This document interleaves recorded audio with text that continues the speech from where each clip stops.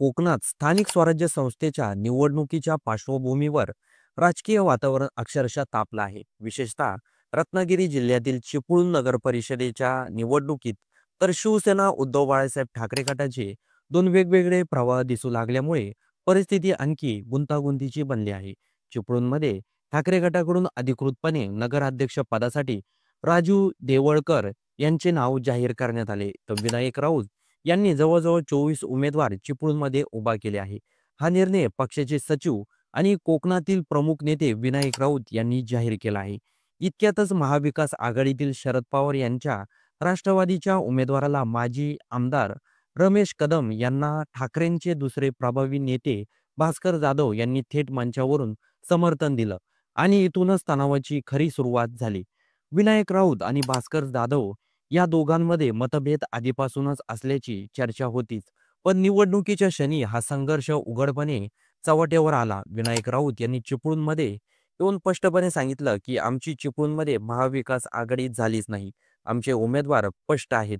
या वक्तव्याने भास्कर जाधव यांची नाराजी अजूनच वाढली. त्यांनी एका खासगी वृत्तवाहिनीशी बोलताना मला आता एक वेगळा निर्णय घ्यावाच लागेल असं विधान केलं आहे. त्यानंतर त्यांनी रमेश कदम यांच्या प्रचार सभेत देखील येण्यास सुरुवात केली. यामध्ये पक्षांतर्गत गोंधळ शिगेला पोहोचला. परिस्थिती एवढी गंभीर झाली की अखेर थेट मातोश्रीवरूनच हस्तक्षेप करण्यात आल्याची माहिती सूत्रांनी दिली आहे. भास्कर जाधव यांच्याशी संपर्क साधून पक्षाला नुकसान होईल असं पाऊल उचलू नका, निर्णय बदलण्याचा विचार करा असा सल्ला त्यांना देण्यात आला आहे. चिपळूणमधील या संपूर्ण घडामोडीमुळे कोकणात ठाकरे गटातील अंतर्गत तणाव स्पष्टपणे समोर आला आहे.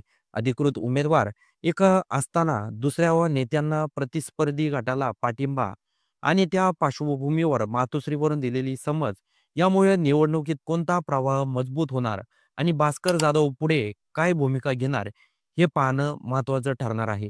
एकूणच चिपळूणची निवडणूक ही फक्त स्थानिक मुद्द्याची राहिलेली नसून ती ठाकरे गटातील समन्वयाची, नेतृत्व शैलीची आणि महाविकास आघाडीतील समीकरणाची एक मोठी परीक्षा ठरत आहे.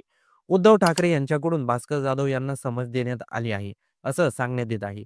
त्याचबरोबर चिपळूणमध्ये भास्कर जाधव हे कोणाला समर्थन दाखवतात की काही वेगळा निर्णय घेतात, कारण भास्कर जाधव मागे देखील नाराज असल्याची चर्चा माध्यमांमध्ये सुरू होती. आता आता देखील उद्धव ठाकरे यांच्याकडून भास्कर जाधव यांना समज देण्यात आली आहे की आपल्या पक्षाचा उमेदवार असताना दुसऱ्या पक्षाचा उमेदवाराचा प्रचार करू नका. त्यामुळे भास्कर जाधव काय निर्णय घेतात याकडे सर्वांचंच लक्ष लागून आहे.